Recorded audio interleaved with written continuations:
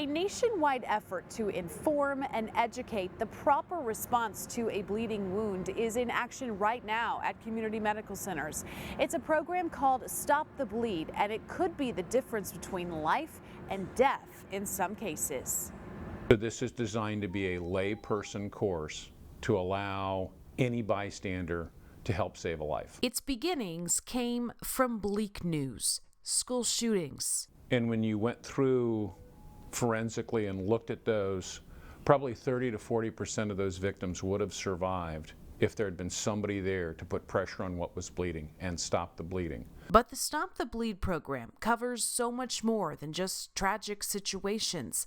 Dr. Jim Davis says it's the everyday accidents that makes this information make so much sense. Stuff happens. Stuff happens at home.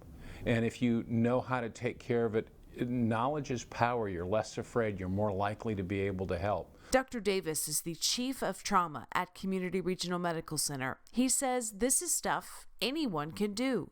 So you learn how to put pressure on a wound the right way, how to pack a wound and stop bleeding. You learn how to put a tourniquet on, and you learn how to do it all safely.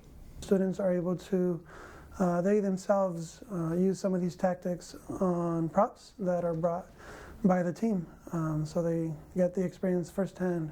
Lamberto Harris is an academic program coordinator at UCSF Fresno. He's part of the team that takes Stop the Bleed directly to the community.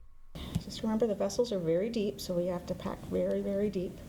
Those taking the course first watch how-to videos, then put education into action.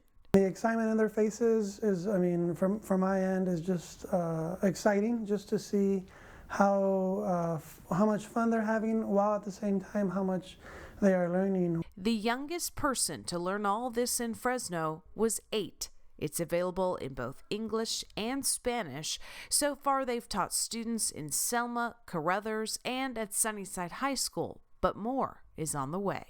Stop the Bleed is also trying to be implemented with the administrators and staff at the schools. Hopefully, we can get the word out and we can teach everybody in Fresno, Clovis, and the Central Valley how to do this.